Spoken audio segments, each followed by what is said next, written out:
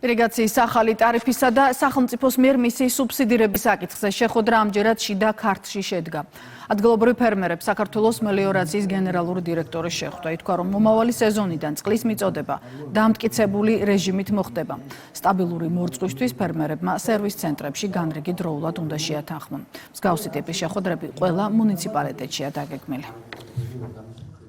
მოსახლეობას გავაცანით ის სუბსიდირების მიმართულება, რომელიც საქართველოს მთავრობამ 2026-2027 წელს დაგეგმა და გავაცანით ის ახალი მიდგომები ტარიფების კუთხით, რომელიც მიმდინარე წლის 1 აპრილიდან ამოქმედდა. მსგავსი ტიპის შეხვედრები რეგიონებში არის ძალიან მნიშვნელოვანი, რათა მოსახლეობთან უშუალო კონტაქტისას გამოვკვეთოთ ის პრობლემები, თუ რა აწუხებთ მელიორაციის კუთხით. გავიარეთ იგი საკითხები, რომელიც ეხება ჩვენ რეგიონში იმ სიახლეებს, რომელთაც ისარგებლებს ჩვენი მოსახლეობა. ვისაუბრეთ ასევე იმ გეგმებზე, სამოავლო გეგმებზე, რომელიც დავსახეთ და ხელს შეუწყობს ჩვენს რეგიონში მელიორაციის მიმართულებით განხორციელებული პროექტები ჩვენი სოფლის მეურნეობის განვითარებას.